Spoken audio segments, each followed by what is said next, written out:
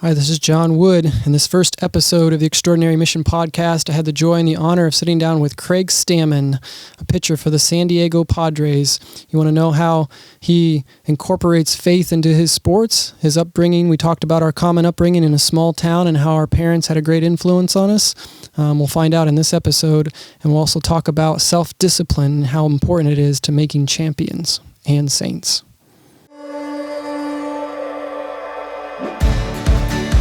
God has a dream specifically for you. And if you don't play your part, it won't get played. And if your part doesn't get played, I assure you, souls can be lost. The world doesn't need another John Paul II or Mother Teresa. The world needs you. And your ordinary life has an extraordinary mission. Now is your time.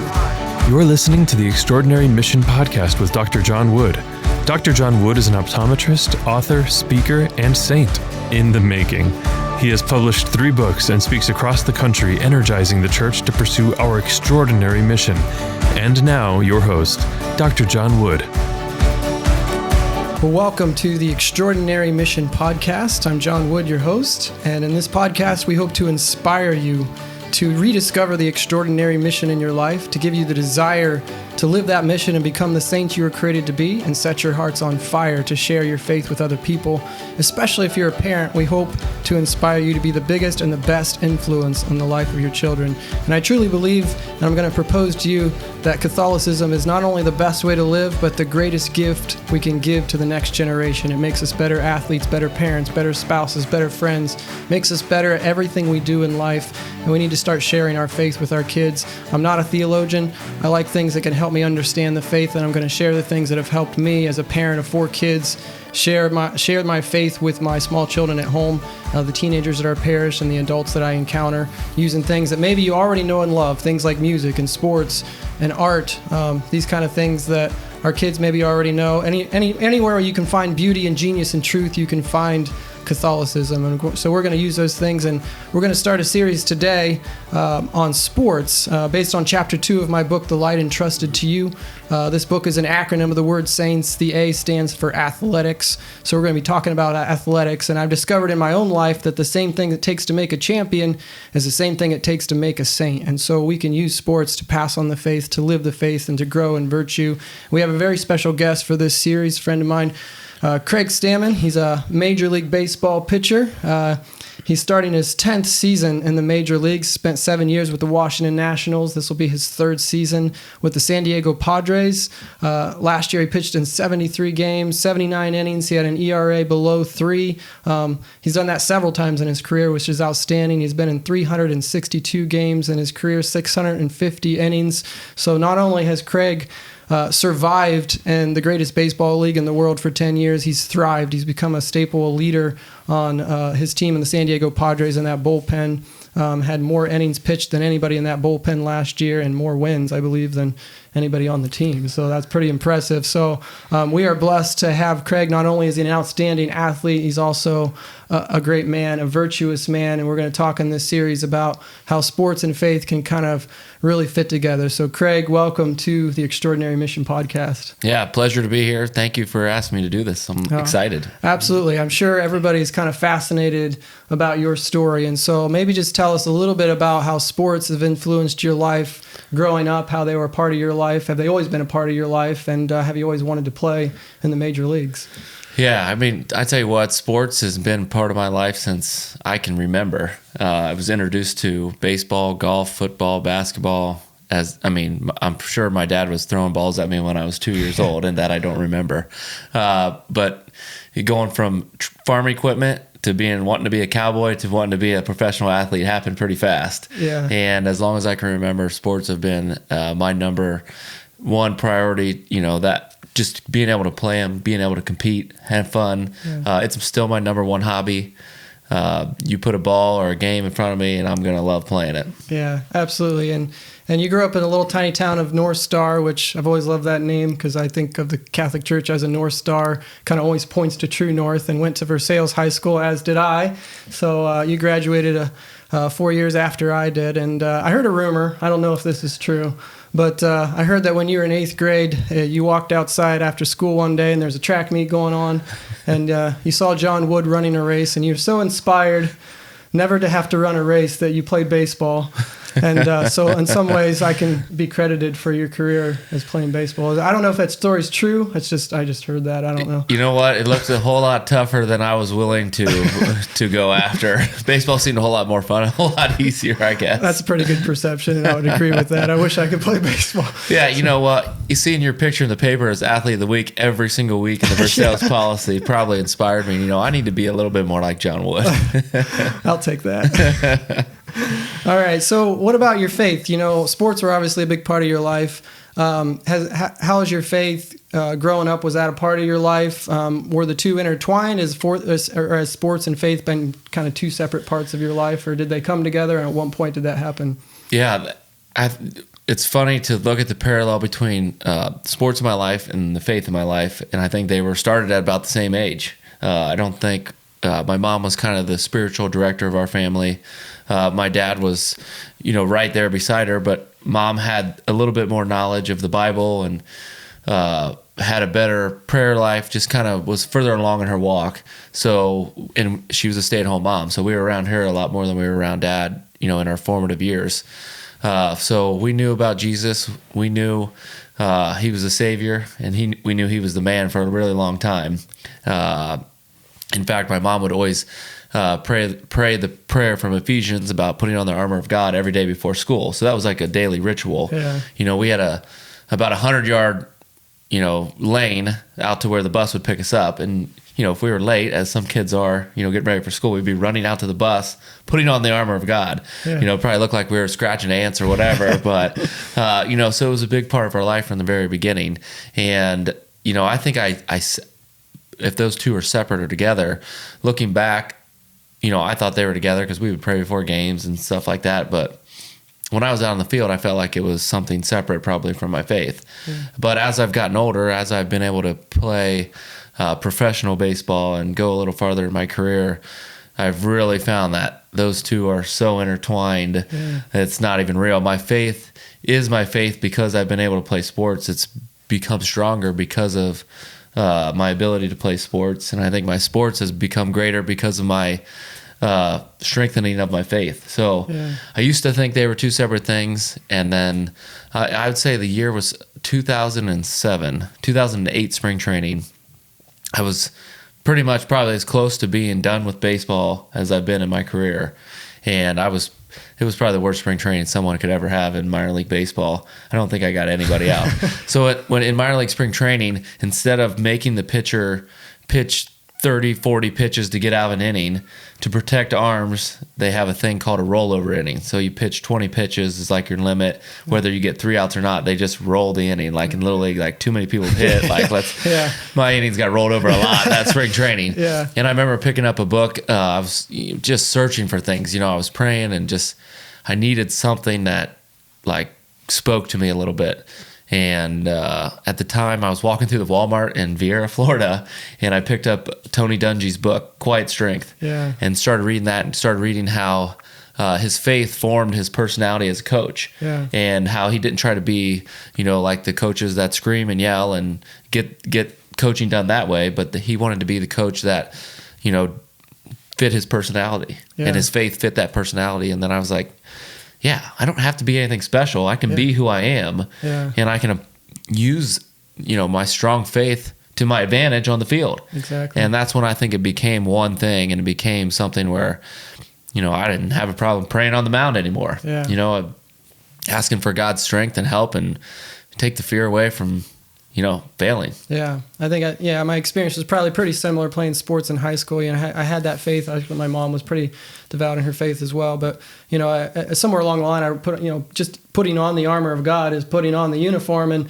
I've tried to tell people, you know, you don't have to leave everything in this world behind to put God first. Just learn to put God first in everything in this world. And then all of a sudden, baseball makes more sense. Running makes more sense. You know, your job makes more sense. And so hopefully we can help parents do that. We can help people do that as we go through this series. We're going to go through, you know, 6 virtues that can make us champions and make us saints. You gave me a nice little testimonial for my book here, The Light Entrusted to You. You said, the chapter Athletics especially speaks to my heart. The journey through these virtues is what makes sports so great. What an incredible way for parents to be able to connect their kids' athletic ventures with their faith journey. So first of all, thanks for the endorsement. I knew I was going to have to get that if I wanted this to be a bestseller. So, but we're going to talk about that here using these 6 virtues, an acronym of the word sports, starting today with the S. We just want to kind of touch on this whole idea of self-discipline. It's something that I think is pretty essential. As a runner, I knew it was obviously pretty essential. As a baseball player, I'm sure it's essential. And I think in life, it's essential, So I've always thought that the difference between being a mediocre athlete and a champion is probably more what you do when nobody else is watching you. And so as your experience, as your career in sports and being around so many great athletes, what's your thought on that? Do you feel like, the difference between a great athlete and a not so, an average athlete maybe is, how you push yourself? Obviously, we're going to need coaches and teammates to push us, but how has self-discipline played a role in making you so successful in your career? Yeah, it's the basis of what makes a athlete successful, I think, is that inner discipline to do the things that no one else wants to do when you have to do them. And, talking about this made me think of Babe Ruth and how they used to always say he ate a bunch of hot dogs and drank beer. Yeah. Maybe he wasn't the most disciplined off the field, but it's a different game now. It's a different sports are different now, and how much discipline it does take to be at the top of your line of work. In running, you've got to be disciplined, from the very beginning. You've got to be able to eat right, drink right, train right. And baseball is starting to get to that point too. If I'm not training from October to February and I show up to spring training, having done nothing, having not disciplined myself to put the effort in every single day, I'm not going to get much out of spring training. I'm definitely not going to get much out of the season. And there's going to be a million, minor league kids that are going to pass me by. Yeah. So that self-discipline, that discipline of waking up every morning with a structured plan to make yourself a little bit better every single day is the basis of how it becomes a great athlete. Yeah. So, what motivates you to do that? A lot of times when we apply this to faith, we apply this to Catholicism and our growth and virtue. A lot of people look at religion and they look at faith as just a list of no's, like don't do this and don't do this and don't do this. And, if you looked at sports that way, it'd be like, don't drink pop or don't eat junk food or whatever. But how is it more, what is it? I was always said you need a deeper yes. Like you can't just have a motivation of don't do this. There's got to be a greater yes of, I want to be the best baseball player I can be. I want to be a champion. And not just for myself, but maybe for other people. So what inspires you? What's your deeper yes that pushes you each year to keep going back and pushing yourself and giving your best effort? Yeah, that's a great question. And you think about purpose, you have to have a purpose. And I always think about, I've played with so many guys that have gotten burnt out playing baseball. And I'm sure you've ran with so many guys that are just burnt out of running. You're just tired of it. I do it every day. I don't want to do it anymore. And unless you have a deeper purpose, a deeper why, you will get burnt out. And for me, that deeper why is I've been given a gift that is unexplainable. The gift to be able to throw the baseball over 90 miles an hour. What, I always talk about my best buddy growing up, Kevin Selhorst. We played catch together more than any two people ever played catch. He threw the ball just as much as I did growing up as a kid. We practiced the same. He ended up being 5'7", 160 pounds, and I ended up being 6'3", 220 pounds. And, who says he couldn't throw 90, God gave me that gift to be able to play baseball, to give me the mind to be able to work hard. And I think when I'm looking at my purpose and my why, it's because I need to honor him with what he's blessed me with. And that daily knowledge of knowing, that gift is freely given and he could freely take it away at any moment. It's my job to put in the work and make that gift as prominent as it can be in my life. Yeah, I'm sure playing in the major leagues, knowing that, you don't know what tomorrow brings, keeps you grateful for that gift. And I know, growing up, we call that grace. God gives us our talent. That's a free gift. You didn't earn that. He gave that to you. He gives us our gifts, our talents, abilities. He died for us. That was his gift to us. Our gift to him, I think, is what we do with those gifts and what we do with those talents. And it's really about love. Like, do we love the Father? Do we want to? And my dad was a great motivator for me. He always had the stopwatch and he was timing me. And even when I was 30 meters ahead and I knew I was going to win, I knew my dad's stopwatch is timing me. And I'm like, he's going to know if I don't give my best effort. And so I know that God kind of watches me. He has the stopwatch and he knows my potential. He knows my gifts and talents. And so I want to give my best. I want to say yes to make him proud. And Spider-Man, with great power comes great responsibility. We have a responsibility in this life to push ourselves, to use those gifts and talents the best we can. And so I think that's kind of helped me have the discipline to try my best. And we live in a world now where there's so much instant gratification, and you're a dad now.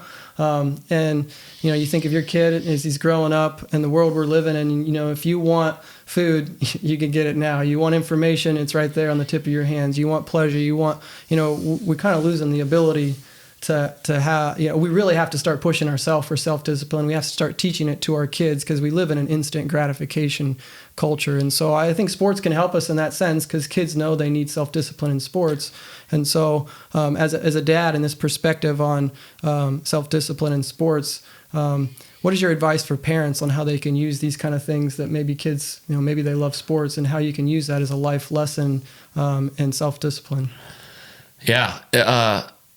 Self-discipline, being able to apply it to sports, I think it's the greatest teacher there is. Maybe I'm biased, but practice starts at 5:00. You've got to be there at 5:00. If you're there at 5:01, the coach is mad, or you're kicked off the team or you're not playing the next game. You look at it when you're specifically, playing the sport. If I'm pitching and a guy hits a ground ball to first base, I've got to be self-disciplined to always cover first base. If I don't cover first base, the guy's going to be safe. And now I'm eventually probably going to give up a run and lose the game for the team. And I look at self-discipline this way. Self-discipline is a bunch of little things added up to something greater. Yeah. And if you could continually do the things right in your life, show up for mass on time. Yeah. Wear nice clothes to church. Those types of things. Understanding that going to church, it is important, and I'm right there with Jesus every single time that I go. Like, that's self-discipline to show up every day and be committed and excited. And I look at it in my own life. I think something changed within me, my faith, when I committed to daily reading and daily prayer in the morning. Yeah. And I think something changed in my marriage too when we daily committed to praying in the morning and praying at night together as a couple about things that were going on in life. And you can skip one day and do the next and skip 2 days in a row, and then all of a sudden you're skipping a week, and then you're skipping 20 days, and then all of a sudden you've skipped a year. But it takes discipline to be like, this is what I'm doing to this day, and I'm going to do it to the best of my ability. And that's what sports is. If I show up to train and, I've got a big lower body lift day, which is, miserable at times, or I've got to run a mile timed, and I get to the point like, I'm at a half mile right now. This is good enough. Like, none of my other teammates are doing this. I'm fine. Yeah. But it takes that inner self-discipline to finish that mile as fast as you can. And like, if you run on the treadmill, bump the treadmill, speed up a little bit more to see how fast you can go. So to me, sports is the greatest teacher of self-discipline. Yeah, absolutely. And you kind of mentioned team a little bit there, and we'll talk about that later. But sometimes we can develop the attitude of, what I do in the privacy of my own home doesn't hurt anybody else, and it's just simply not true, because you're part of a team. If you're not pushing yourself, the team's going to suffer. And some people would scoff at a church that requires disciplines, like she requires us to go to mass, like she requires us to fast on certain days of the year, and we're just like, why? What is the point of all this? And like, and again, we'll talk about the coach, the church as a coach, and she knows us maybe a little better than we know ourselves. And when we get out of a routine and we don't push ourselves and we don't learn self-discipline, we can pretty easily fall on the wayside. And if we don't become saints that we were created to be, the entire world's going to suffer, because you influence the people around you, you inspire the people around you, and me as well. So So we're going to continue this conversation on our next episode. We talked about the first letter of self-discipline, but we're going to go into perseverance and passion. We're going to talk about obedience and repetition and how that's powerful, and teamwork, being part of a team, and sportsmanship and winning and losing, how those are great lessons in life that I'm sure that you've learned as well. And so we hope you'll join us for our next episode of The Extraordinary Mission. And until next time, I want to inspire you to become saints. Nothing else matters.